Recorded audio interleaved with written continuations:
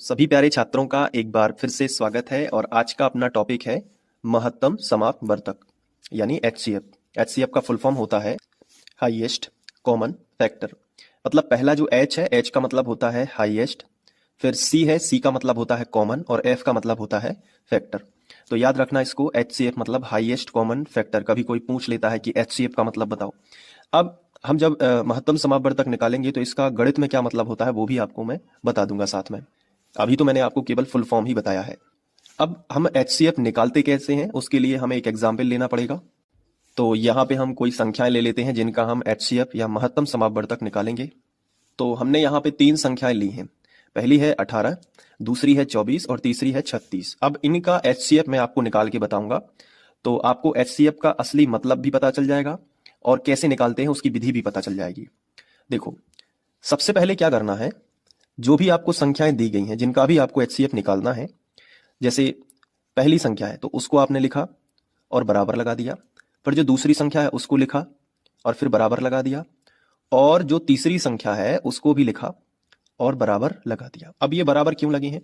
क्योंकि यहाँ पे हम उनके अभाज्य गुणनखंड लिखेंगे। मतलब जब भी हमें एचसीएफ निकालना है तो एचसीएफ निकालने से पहले हमें एचसीएफ तब हमें पता चल सकता है जब हम उनके अभाज्य गुणनखंड यहाँ पे लिख लेंगे। तो कैसे निकलते हैं? तो या तो आप इसी सवाल के यहाँ पे साइड में आप एचसीएफ निकाल सकते हैं। गुणनखंड निकालेंगे, 18 के गुणनखंड निकाल दो। तो 2 से पहले ट्राई करना है। गुणनखंड निकालते समय मैंने आपको बताया है कि पहली संख्या 2, पहले 2 से ट्राई करो। जब 2 से भाग नहीं जाता तो 3 से करो, 3 से नहीं जाता तो 5 से करो। तो ये मैंने आपको बताया है। तो सबसे पहले हम 2 से ट्राई करेंगे। 2 से भाग 18 में चला जाता है, 2 इनाम 18, 9 बार में जाता है तो यहाँ पे 9 लिख लो। फिर अब 2 से भाग नहीं जाएगा क्योंकि 2 की दुनिया में 9 नहीं आता। तो अब 3 से भाग करेंगे तो 3 की टेबल में 9 आता है, 3 त्रिका 9, 3 बार में। फिर 3 एकम 3 कर देंगे। तो 18 के, अब जैसे ही नीचे 1 आ जाता है इसका मतलब है कि 18 के गुणनखंड निकल चुके हैं। गुणनखंड कहाँ निकलते हैं? किनारे पे।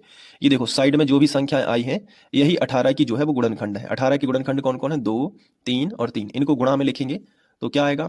2 एक बार है तो हम 2 लिख लेते हैं गुणित, और 3 2 बार है तो हम 3 गुणित 3 भी लिख सकते हैं, या फिर हम 3 के ऊपर 2 की घात लगा सकते हैं। ये देखो, तो 2 हमने एक बार लिखा क्योंकि 2 एक बार ही है, लेकिन 3 2 बार है तो 3 के ऊपर 2 की घात हमने लगा दी। ठीक है, समझ में आ गया। पहली संख्या के गुणनखंड निकाले हैं, वैसे बाकी की 2 संख्याओं के और गुणनखंड निकालेंगे। तो पहले हम 24 के निकालेंगे। तो 24 एक खड़ी लाइन और एक आड़ी लाइन आपको खींचना है। गुणनखंड निकालने की विधि है। अगर आपने गुणनखंड निकालने की विधि नहीं पढ़ी है तो आप क्रम से पढ़ाई करिएगा। डिस्क्रिप्शन में मैं लिंक दे रहा हूँ प्लेलिस्ट की, तो शुरू से बिल्कुल पढ़िएगा। एक एक सवाल, एक एक चीज आपको अच्छे से समझ में आ जाएगी। तो जैसे 24 है तो 24 में सबसे पहले